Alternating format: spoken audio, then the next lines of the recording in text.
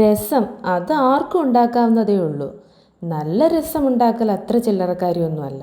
ദാഹത്തിന് സഹായിക്കുന്ന രസം ചോറിനൊപ്പം കഴിക്കുന്നത് പോലെ തന്നെ വെറുതെ കുടിക്കാനും ഒരു രസമാണ്.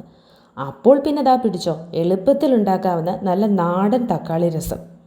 ഇതിനകത്ത് തക്കാളിയാണ് മെയിൻ താരം. കാരണം ഇത് തക്കാളി രസമാണല്ലോ. പിന്നെ നമ്മുടെ വീട്ടിൽ തന്നെ പൊടിച്ചെടുത്ത നാടൻ രസപ്പൊടിയും. ഒരു ചുവട് കട്ടിയുള്ള പാത്രം വെച്ച് സ്റ്റൗ ഓൺ ചെയ്യുക. അതിലേക്ക് വെളിച്ചെണ്ണ ഒഴിച്ചു കൊടുക്കുക. വെളിച്ചെണ്ണ ചൂടായി വരുമ്പോൾ കുറച്ച് കടുക് ഇട്ട് കൊടുക്കുക. കുറച്ച് കറിവേപ്പിലയും കുറച്ച് വെളുത്തുള്ളി ചതച്ചതും കൂടി ഇട്ട് കൊടുക്കുക.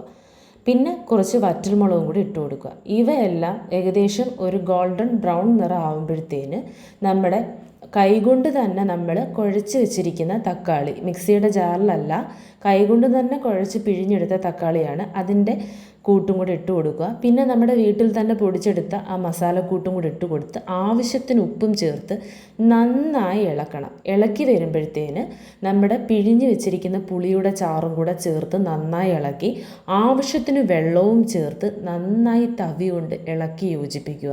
അതിലേക്ക് കുറച്ച് മല്ലിയിലയും കൂടെ ചേർത്ത് നന്നായി ഇളക്കി കൊടുക്കണം. ഈ രസത്തിന് നമ്മൾ ഒന്നും തന്നെ പ്രത്യേകിച്ച് ചേർത്ത് കൊടുക്കുന്നില്ല. അതായത് കായമോ ഉലുവയോ അങ്ങനെ ഒന്നും പ്രത്യേകിച്ച് ചേർത്ത് കൊടുക്കുന്നില്ല. കാരണം എന്ന് പറഞ്ഞു കഴിഞ്ഞാൽ നമ്മൾ തയ്യാറാക്കി വെച്ചിരിക്കുന്ന, നമ്മൾ മുമ്പ് പൊടിച്ച് വെച്ചിരിക്കുന്ന രസപ്പൊടിക്കകത്ത് ഇവയെല്ലാം ചേർത്താണ് നമ്മൾ പൊടിച്ചത്. അപ്പോൾ നിങ്ങളെല്ലാവരും ആ രസപ്പൊടിയുടെ വീഡിയോ കണ്ടിട്ട് വേണം ഈ രസം ഉണ്ടാക്കി നോക്കാൻ. നല്ല ടേസ്റ്റാണ്. അങ്ങനെ നമ്മുടെ നാടൻ രസം ഇവിടെ തയ്യാറായി കഴിഞ്ഞു.